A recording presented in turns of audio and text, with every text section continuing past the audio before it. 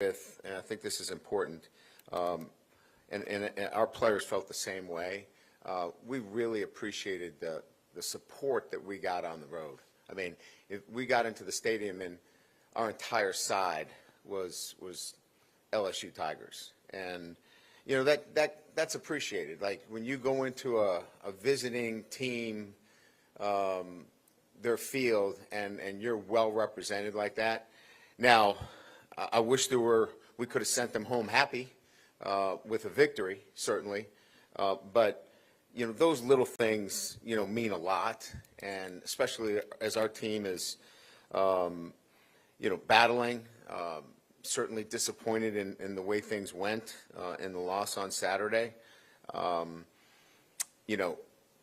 There's a lot of things you can point out in the game, but it really boils down to kind of what I talked about after the game. It really hasn't changed much after I've watched the film. We had 49 offensive plays, and we needed to be better in scoring zones. We settled for field goals. They got touchdowns.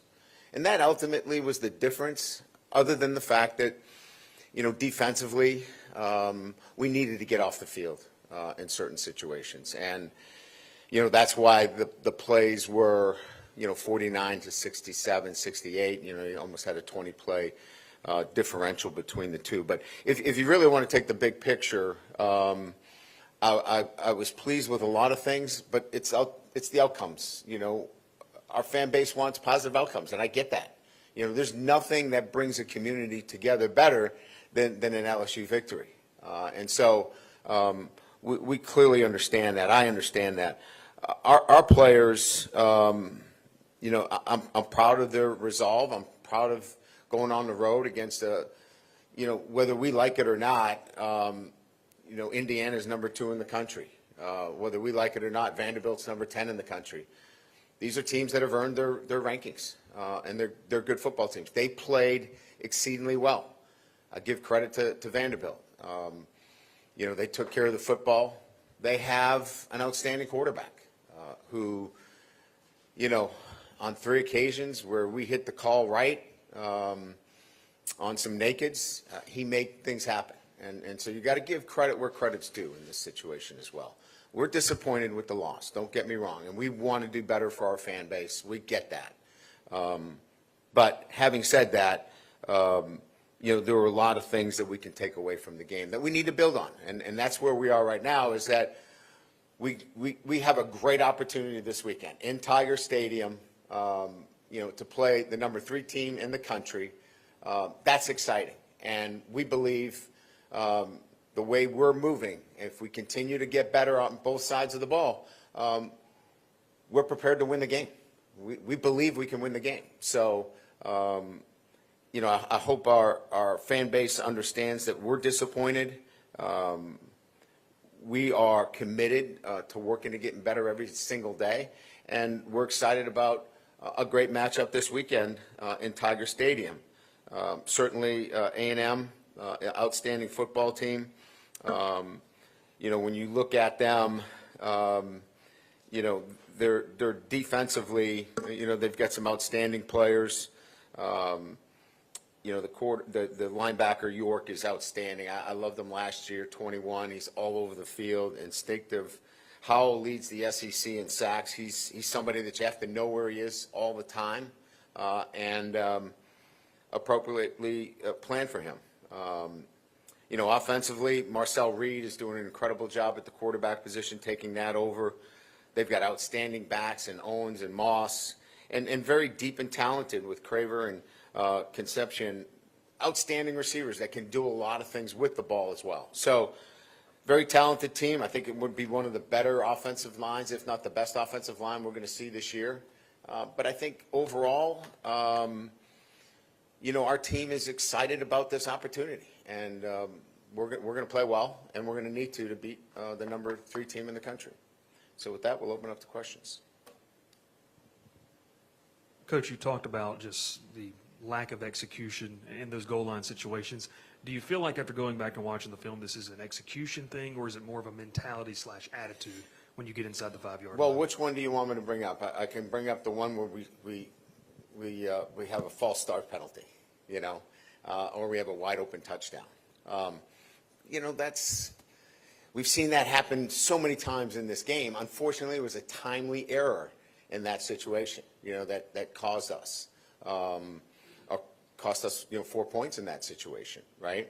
I think in each one of them was a little bit different. I think if we had to impact, another third down situation where it was all-out blitz, that, we could have certainly tapped down the routes and gotten the ball out a little bit quicker. But there's no major issues as much as at that time, at that crucial time with 49 plays, they're magnified if there's any errors at all. And that's what this game came down to. And I mentioned it many times. It's like playing a triple option team. You don't get many possessions. We had 5 possessions going into the fourth quarter. And so when you have limited possessions, those errors are magnified by 10. Coach, I've heard some former players and others say there's a lack of physicality on this football team, in particular on the offensive side of the ball. Are you seeing that? Well, I think we need to be more physical. I think there's always the need for physicality, right? How you play this game really is about who you are. Football is a game of violent collisions, and certainly from an offensive line standpoint, everybody's going to look towards the physicality there on the offensive line. Those are the best 5 guys we got out there. If we had, another group, we'd certainly play them as well. So, listen, everybody, is going to look at this and has their opinions, and I respect everybody's opinion. But there's no doubt that anytime you evaluate your football team, the first thing you're going to look for is physicality. Coach, you mentioned Indiana being number 2, Vanderbilt maybe being number 10. Does that really go to show how much NIL in the portal really opens up opportunities for schools that usually aren't in those positions to get into those positions? Well, Texas Tech, right? I mean, they had a tough loss, but they were a top 10 team as well.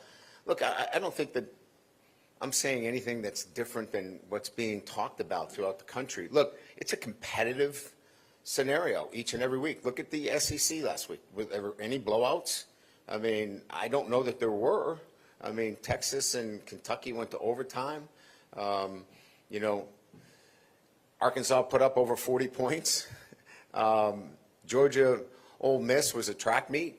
Auburn, I think, goes to overtime as well. I mean, it's a tough league. It's competitive each and every week. There's no layups.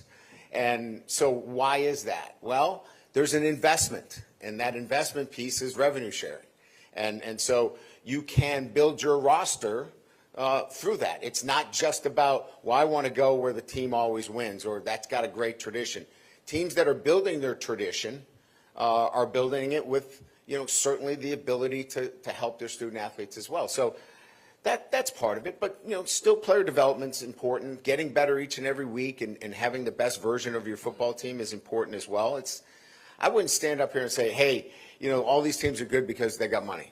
That's disingenuous, right? But it does play into it. There's no doubt about it. And I think we see that within the SEC.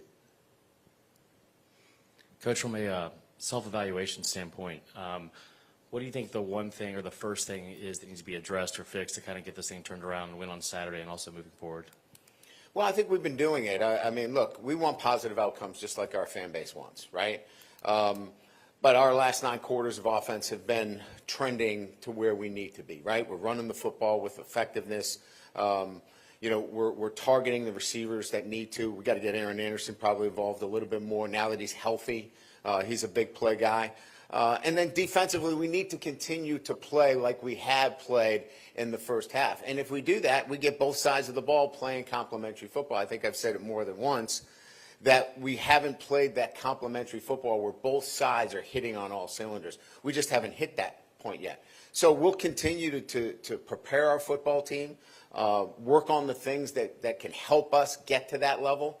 And it's an ongoing process that, when every day is a self-evaluation of what I'm doing, what our players are doing, what our coaches are doing, and we're taking all those hours to make sure we do that. Can you confirm multiple reports that Tyree Adams will be out for this week? And if so, what do you do at left tackle? Yeah, he'll be out this week. DJ Chester will be over there. He's our most experienced guy. We'll give Curious Curran some reps out there as well and see how that goes during the week. Coach, I know y'all track everything. When y'all come out of timeout, do you know what your success rate is on that next play? No, we don't track that. Okay. If you have it, I'll take the numbers. It seems like it's not very good, but I don't know if that's so. Okay. I don't have that analytic, and it's something that I'm sure that if I ask our guys to dig deep, I can get you the answer. Coach, right here. While we're on the injuries, Whit Weeks, Bernard Gooden, Jamari Butler, how are they doing, and what do you think their status is? I think when we present our report, I think you'll get a clearer look at that, and I think that goes out tomorrow, Wednesday. So we'll get a better report on that on Wednesday. And we noticed we haven't seen Ashton Stamps or Jordan Gilbert on the field in quite a while. Is there anything going on with either of them? Well, we're trying to protect them, both of them. They both have played in 3 games. So if we can, in fact, protect their year, we would try to. This would be a week where they could play their 4th game and still, maintain eligibility. Brian, you talked about the fewer plays that you have. There's obviously a thin margin for error with this team on Sure. offense. How much, I guess, then does it become important for you to really strip down what you're doing, who's calling it, the installation of those plays from the top down? Is that something that would benefit a team like this? Yeah, we started doing that about 3 weeks ago. I think right after the Ole Miss game, I talked to Coach Sloan and said, and Coach Hankton, look, we need to shorten this inventory and be better at the things that have been highly efficient for us. So I think we went into that process about 3 weeks ago through the bye week, and I think it's proved to be effective for us. So, I would agree with you, and I think we've shown that, offensively, that's where we're heading. There hasn't been a 2-loss SEC champion since, I think, LSU in 2007. Did your conversation about goals for your team change now that you've got your 2nd conference loss? No. What we've talked about is the excitement of this opportunity that we have this week to go 1-0, and that 1-0 is against the number 3 ranked team in the country. So, look, this is about the history and tradition of LSU football. You get these matchups at home; they're exciting, and we're looking forward to just the focus on playing our best when our best is needed against a great opponent in A&M in Tiger Stadium. Coach Harlenberry had a good game, kind of Yeah. season high in carries and yards, everything like that. What have you seen from him from a development standpoint through his freshman year? Yeah, I think he's coming along the way we'd expect a true freshman to come along. I think he's earned more and more trust as the season has gone on. He's had more carries, has been involved in pass situations, pass protections, done a nice job there. So I think he's right on track in terms of where he's going and influencing, the football game as he did this past Saturday. We saw Carius at left tackles, and some in the spring, a little bit early in the fall. What do you need to see from him to kind of make that big push with DJ? And then just Solomon Thomas, what's maybe an update on how he's doing from his injury? Solomon's a little bit behind. I mean, conditioning-wise, being involved in things, he's just ramping up really from a long layoff. But as it relates to Carius, we're in a situation now where, we've got a matchup this weekend against a veteran team and, a great pass rusher, certainly. And Carius is coming on. But to throw a true freshman in there, I don't want to put him in that situation. I can see him playing, but I prefer to play a guy that's had a lot of experience at that position. And knowing that whoever's at that position with number 9, you've got to help. You got to get somebody that chips. You got to put a tight end over there, elongate the pocket. You've got to do a lot of things in the pass game to help whoever's playing over there. Coach, Garrett Nussmeier obviously loves LSU. He wants to do well. Seemed like he was very Everybody Yeah. that's here wants to do well and loves LSU. He seemed like he was very upset at the end of the game in the post-game interviews and so forth. What can you do as a head coach talking to him to kind of, obviously winning and throwing touchdowns, but get some of his joy back and playing the game? Well, look, they put so much time and effort, and look, I recognize everybody's angst. I mean, my meal doesn't taste good. I'm not in a great mood. I mean, I'm not happy. I think he's part of the entire group, Jacques, that nobody's happy with the prep. We've put so much preparation time into not to come through in those situations. The guys are angry and they're frustrated. And so we've got to be able to turn that into allowing them to go and play this game fast and free and physical, and do that when it matters most. And I think we've already kind of touched upon a number of different times. Where the first question was, red zone efficiency, if we're a little bit better there. We had 3 situations where we were blitzing into a naked boot and we didn't come up with the sack. I mean, we got to be better there. So it's these little things that we've got to be better at so everybody feels a little bit better at the end of the day. Billy Napier was fired on Sunday. I think it's 11 coaches now. Maybe do you have a thought on Billy being fired and what seems to be a growing trend in college football of letting coaches go earlier? I've been 35 years in this business, 35. And, it's ever changing. The stakes are high. The passion is great. I don't know that it surprises me, but look, it's the nature of the business that we're in. It's like I said earlier, it brings communities together. It brings states together. It brings so much hope, right? And so when there's that much at stake, things like that do occur. But I got to be honest with you, I can't take time to think about those things. I have to think about not making mistakes in the red zone and making sure that we do a good job staying on the upfield shoulder of the quarterback when we blitz off the edge into a naked boot. I got to think about those things and helping our coaches keep coaching and teaching that. And so I'm not trying to play off your question, but the reality of it is that if I take a global view on all these things all day, I wouldn't get my job done. And some are saying that I'm not getting it done now. I get that, right? And I get the criticism that comes with that. But we are working hard every single day to get our football team better. Yeah, every institution has their own reasons. I don't know, certainly what the reasons were. I like him as a colleague. I think he's professional. I think he's smart. But each institution has their own reasons for why they make those decisions, and I'm not privy to them. Brian, I know you and Austin are on all the comms. Is there any advantage to getting you involved in game day play calling, or does that muddy the waters and the real work is done Sunday through Friday? Yeah, it's a fair question. And for me, I can tell you that my involvement is much more in the game plan preparation. Play calling is an art and a science. It's both, right? And if you start getting involved in that too much, it does, in my opinion, over my career, it's not the best thing. Now I can veto things, and I do have suggestions, and I think that those are things that I'll continue to have. Believe me, I'm on both sides of the ball in special teams. I'm hearing it, listening to it. I have veto power, and I think from my perspective, that's the best place for me. I don't want to put words into your mouth, but earlier in the season you did mention with DJ Chester moving at different positions, maybe it was a little bit unfair to his development, having to learn so many different things. You mentioning earlier he's going to be at left tackle. Is that more of just a, like you mentioned, experience? Is there options elsewhere? I mean, I guess just in terms of left tackle with DJ Chester, is that just you feel like the best fit for him right now?